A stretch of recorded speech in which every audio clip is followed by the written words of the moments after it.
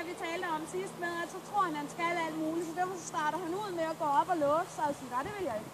Og så skal du bare sige til ham, der skal ikke ske noget.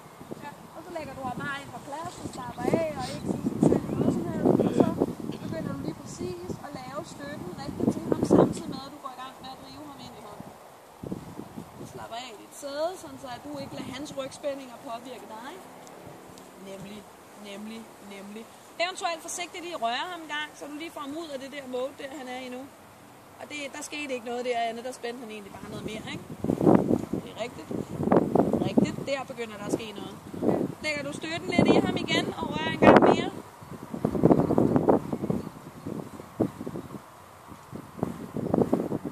Det er fint.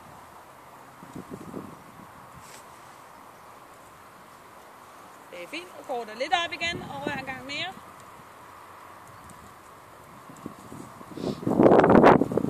Du kommer nok til lige sådan at flytte mig chatte her, fordi der sker ikke rigtig noget.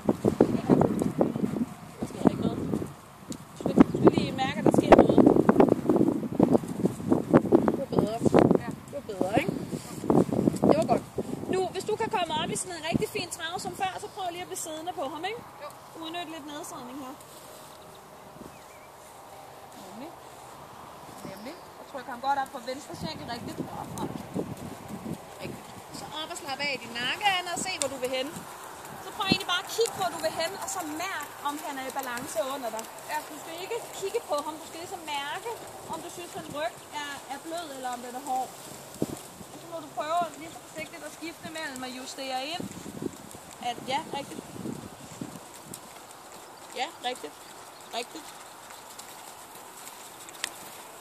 Så lige støt lidt mere op i venstre tøjle, og så rører en enkelt gang på bagplanen. Ja, det er jo. Så prøver du her og lægger ham lidt ind i runding. Og ikke for hurtigt her. Rigtigt. Fint. Og hvis han ligger sig så fint ind i runding, som han gør der, så prøver du at ramme langsiden og ved et par enkelte skridt i værsade. Du lægger ham ind i runding, støtter godt op på udvendig tøjle. Og hvis du så synes, at han ligger i runding, så prøver du at ride et par skridt i værsade på langsiderne. I orden. Hold op i udvendig tøjle igen. I orden. Og husk, hvis du skal noget, så skal du runde ham ind over, og så give efter i indvendig tøjle. Det er i orden. Så rører ham lige en gang, så han kommer lidt frem over stepperne. En gang til. Sådan der. Fint. Kommer lidt numse. Aktion. Det var rigeligt. Så kommer han helt op og bokser selv, ikke? Ja. Så støtter du lidt op på ham igen, og går blødt langsommere. Ikke for hurtigt, så stopper han, ikke? Det var flot. Det var rigeligt. Rigtig fint. Holder på udvendige tøjle. Runder ham på indvendige. Og det er rigeligt. Ja, rigtigt. Og lige så snart du tror, at han runder sig lidt, så giver du efter den indvendige tøjle. Det er fint. Og jeg tror nok, at du skal lidt længere ind over, end du selv regner med.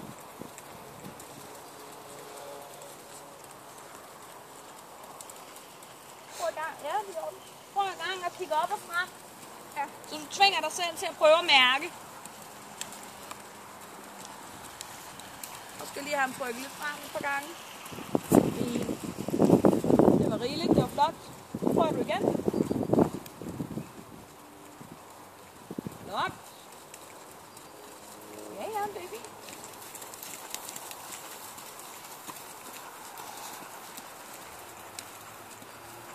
Ja, det er ordentligt. Så kom på den anden måde et par gange.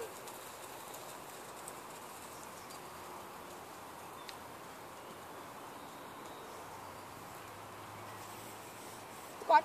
Så uden at gøre for meget ud af at gøre det langsommere, så skal vi lige have sat tempoet en lille smule ned, så han kan komme i balance. Rigtigt. Du skal ligesom prøve, om du kan holde driften på skænklerne, men sætte tempoet ned. Ja, rigtigt. Sådan så det bliver til en lille smule mere samling og løft, end det egentlig bliver til, at han bare går langsommere, ikke? Jo. Så du holder i udvendig tøjle, runder lidt. Og pas på, at du ikke bruger højre skænkel også, ikke? Jo. Meget vigtigt, at dit højre ben er med i projektet her.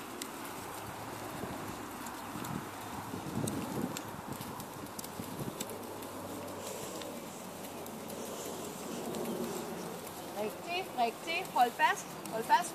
Hold fast, mens du trykker videre der. Hold fast. Hold fast. Den er lige ved at være der.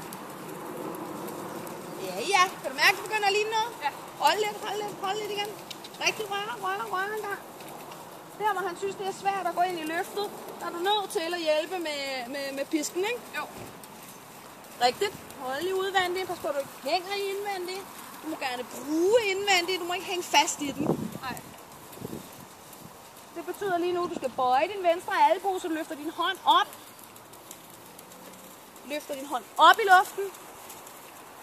Ja, det er den. Sådan der. Rigtigt. Kan du mærke, at du fik lidt mindre træk i den tøjlen der, ikke? Godt. Prøv du også at se, om du kan gøre det i nedsidning også.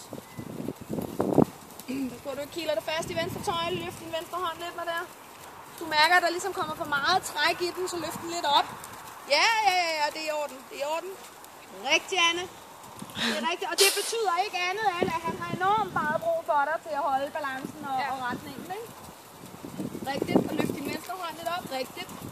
Du skal holde lidt fast i højre tøjle. Rigtigt, rør en gang her. En gang til. Ja, fint. Prøv anspringet. Og hvad må du ikke i det anspring? Hive i venstre. Tak. Hold fat i højre, rigtigt. Med drive her, skænken. Rør en gang. Rigtigt.